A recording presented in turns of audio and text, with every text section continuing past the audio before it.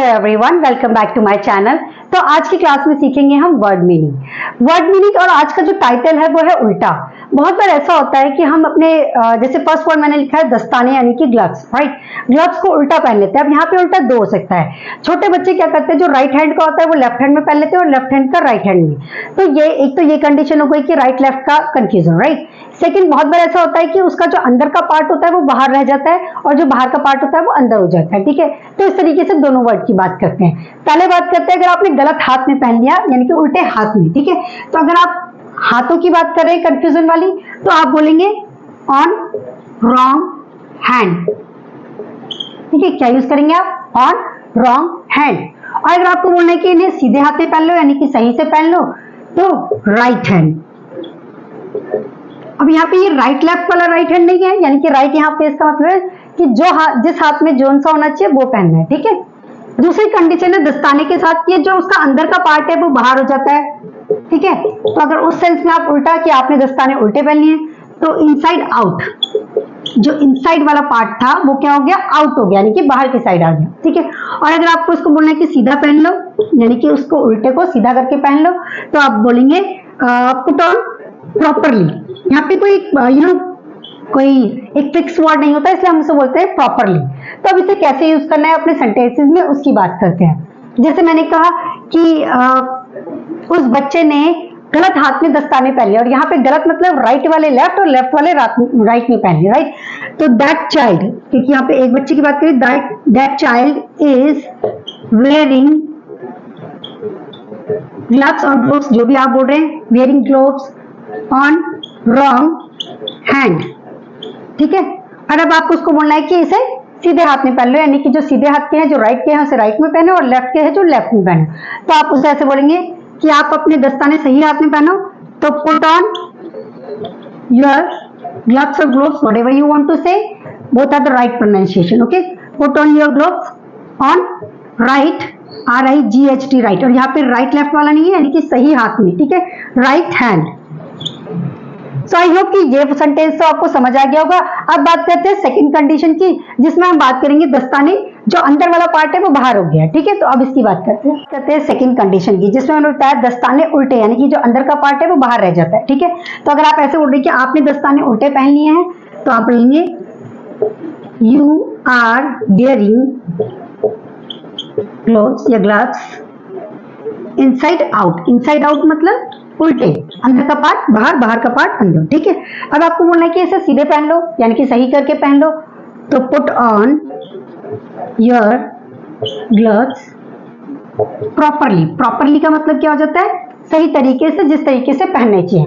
तो I hope कि ये वर्ड जो आपको उल्टे हैं और सीधे समझ आ गए होंगे। तो बात करते हैं अपने नेक्स्ट वर्ड की, और इस वर्ड में भी हम बात कर रहे हैं उल्टी और सीधी की, यानी कि यहाँ पे बहुत बार ऐसा होता है कि जो छोटे बच्चे होते हैं या बहुत बार जल्दी जल्दी में बड़े भी क्या करते हैं, अपनी ड्रेस को, जैसे कि ड्रेस कुछ भी हो सकती है, टी शर्ट या कोई और अदर ड्रेस भी हो सकती है, उसे उल्टी पहन लेते हैं। अब यहाँ पे उल्टी मतलब कैसे कि वो जो अंदर का पार्ट होता है वो बाहर, जैसे मोस्टली टी शर्ट के साथ ऐसा होता है कि आप जल्दी जल्दी में क्या करते हैं, उसे उल्टा पहन लेते हैं, राइट। तो जब यहाँ पे उल्टी है तो इसका मैं ऑलरेडी आपको ग्लव्स के टाइम में बता चुकी हूँ। तो इनसाइड आउट, इनसाइड मतलब जो अंदर वाला पार्ट है वो आउट हो गया, यानी कि बाहर की साइड हो गया, ठीक है। और अगर आपको बोलना सीधा करके पहन लो, तो प्रॉपरली। क्या बोलेंगे आप इसे?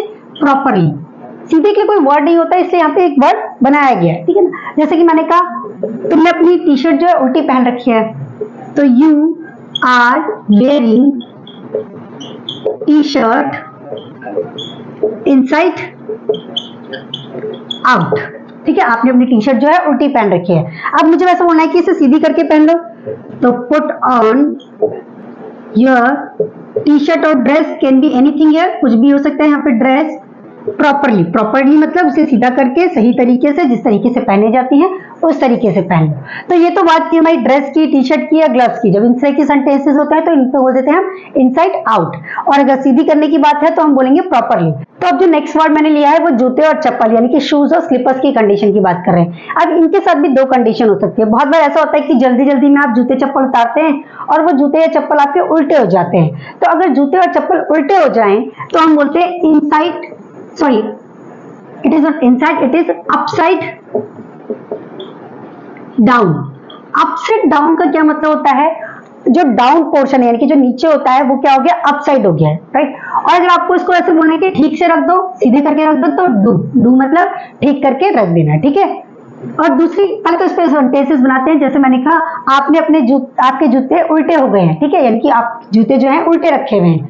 तो जब इस तरीके से बोले हैं तो द शूज या slippers, whatever you are talking about, slippers are upside down.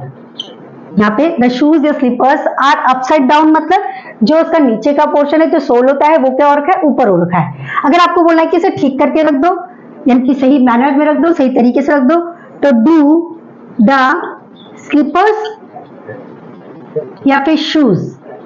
Do का मतलब होता है, डू के बहुत सारे मतलब होते हैं, यहाँ पे डू का मतलब होता है ठीक करके रखना, ठीक है। तो डू द स्लीपर्स मतलब, डू द शूज मतलब उन्हें सीधे करके। अब बात करते हैं इसकी सेकंड कंडीशन की। बहुत बार मैंने बताया जैसे जूते या चप्पल हमारे बच्चे क्या करते हैं, छोटे बच्चे क्या करते हैं, गलत पैर में पहन लेते हैं, या बहुत बार बड़े भी ऐसा करते हैं कि जल्दी जल्दी में गलत पैर में पहन लेते हैं। तो इसे बोलेंगे उल्टा, यानी कि गलत पैर में पहनिए तो ऑन द रॉन्ग फुट, ठीक है। और अगर आपको बोलना है कि सीधे पहन लो, यानी कि जिस पैर में जो होना चाहिए वो पहन लो, तो वियर या पुट ऑन जो भी आप लगाना चाहते हैं प्रॉपरली, ठीक है। हाउ वी विल यूज, इसे कैसे यूज करना है सेंटेंसेस में, उसकी बात करते हैं। जैसे मैंने कहा कि मेरे बेटे ने जल्दी जल्दी में क्या करा, जो स्लीपर्स है, स्लीपर्स उसने वो उल्टे पैर में पहन लिए। तो माय सन पुट्स ऑन, क्योंकि पहन लेता है, मैं प्रेजेंट डेफिनेट बारिसन, तो my son puts on slippers on the wrong foot. फिर मैं उसको समझाते हुए बोलती हूँ कि अपने जो स्लीपर्स हैं या शूज हैं वो सही पैर में पहनो या सीधे पहनो। तो पुट ऑन, या फिर आप इसकी जगह वियर भी लगा सकते हैं, वियर योर शूज या slippers whatever you are talking about, ठीक है। मैं यहाँ पे दोनों ऑप्शन लिख रही हूँ, slippers on the right foot.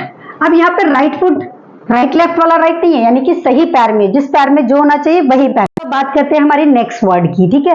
ये भी बहुत बार यूज होता है स्कूल्स में। बहुत बार क्या होता था, मेरी जो शर्ट होती थी वो मेरे स्कर्ट से बाहर आ जाती थी, यानी कि वो बाहर की तरफ हो जाती थी। तो उस टाइम हमारी जो टीचर होती थी वो हमेशा बोलती थी इस सेंटेंस को, तो मैं उसकी इंग्लिश आपको बताने जा रही हूँ। जैसे शर्ट या टी शर्ट जो भी आपने पहन रखी है वो पैंट से बाहर है, ठीक है, यानी कि बाहर की साइड निकल रही है, तो उसके लिए वर्ड यूज करते हैं अनटक्ड। क्या है, इट इज अनटक्ड, UNTUCKED, अनटक्ड, ठीक है।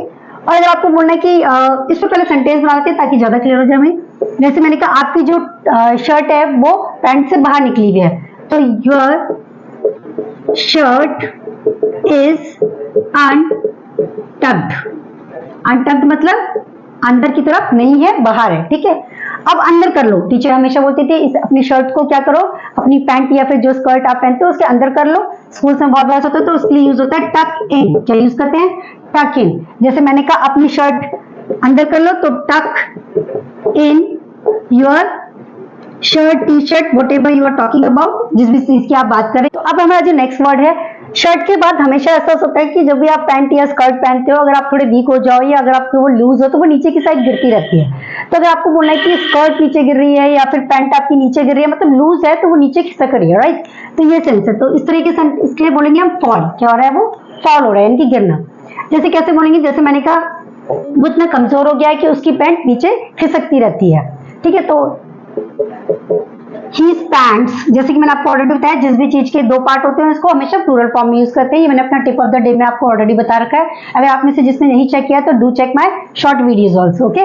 तो his pants गिरती रहती है तो कीप ऑन, ये रूल भी मैं ऑलरेडी अपने ग्रामर में बता चुकी हूँ। तो his pants keep on falling, falling मतलब गिरती रहती है। यहाँ पे आएंगे इसलिए आया क्योंकि कीप की बात करें मैं, ठीक है। his pants keep on falling। अगर मुझे ऐसे बोलना है कि इसे पैंट को ऊपर करके सही से पहन लो, तो हम बोलेंगे पुल अप। पुल अप मतलब खींचकर ऊपर सही करना, ठीक है। तो जैसे मैंने कहा अपनी पैंट ऊपर कर लो, तो pull up your pants. So that's जो नेक्स्ट वर्ड है वो भी स्कूल से रिलेटेड है या फिर शूज से रिलेटेड है। जैसे बहुत बार ऐसा होता है स्कूल जाते हुए तो आप जल्दी जल्दी में अपने शूलेस खुले छोड़ देते हैं, ठीक है। तो जब आप इस तरीके से करते हैं तो शूलेस खुले रहने की इंग्लिश होती है अनटाइड, ठीक है। Untied, UNTIED, untied. तो आप कैसे यूज करेंगे, जैसे मैंने कहा तुम्हारे शूलेस खुले हैं, तो योर शूलेस इज अनटाइड, यानी कि वो खुले हुए हैं। अगर आप इसको बोलना चाहते हैं कि अपने शूलेस बांध लो, तो बांध लो को बोलते हैं हम टाई अप। क्या कर लें?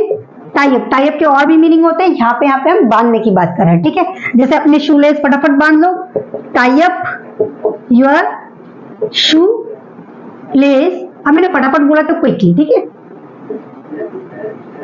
तो बात करते हैं हमारे आज के लास्ट वर्ड की, जो कि थोड़ा सा वियर्ड साउंड कर सकता है, बट इट जस्ट कि मैं आपको नॉलेज प्रोवाइड करना चाहती हूँ, इसलिए मैं आपको बता रही हूँ आई मीन। तो चेन, चेन हमारे पैंट्स की होती है चेन, तो उसको हम इंग्लिश में बोलते हैं जिपर। आप में से बहुत उसको जिप बोलते होंगे, और जिप इज एन एब्रीवेशन, ठीक है। इसकी फुल फॉर्म और जो पूरा वर्ड होता है दैट इज जिपर। बहुत बार चेन खुली रह जाती है तो इसको बोलते हैं अनजिप्ड है। क्या है? अनजिप्ड। जैसे सेंटेंस, जैसे मैंने कहा उसकी जो चेन है वो खुली है, और आपको किसी को बताना है ताकि वो थोड़ा अनकंफर्टेबल ना हो। अगर आप हिंदी में बोलोगे तो इतने साउंड वेरी वियर्ड और अनकंफर्टेबल फील होता है, तो you may speak in English, ठीक है। कैसे बोलेंगे? योर जिपर, यहाँ पे जिपर मतलब जिप, इज अनजिप्ड। अनजिप्ड मतलब खुली है, ठीक है। Your zipper is unzipped. अब बात करते हैं चेन लगाना। जैसे आप उसको बोलना था कि अपनी चेन लगा लें, तो जिप अप। क्या करेंगे आप? Zip up. आप बोल सकते हैं जिप अप योर जिपर, ठीक है। Zip up your zipper. I hope कि आज के सारे वर्ड्स आपको यूजफुल लगे होंगे और इंटरेस्टिंग भी लगे होंगे। अगर आपको कोई भी डाउट होते हैं इन वर्ड्स में, इन सेंटेंसेस में, तो आप मुझसे कमेंट सेक्शन में जरूर पूछें। आई होप कि मेरी वीडियोस आपको पसंद आ रही होंगी। अगर आपको पसंद आती हैं तो बिल्कुल भी ना भूलें इन्हें सब्सक्राइब करना, लाइक करना और शेयर करना। आई होप इसी तरीके से आप you will keep watching me and keep loving me. Thank you so much guys.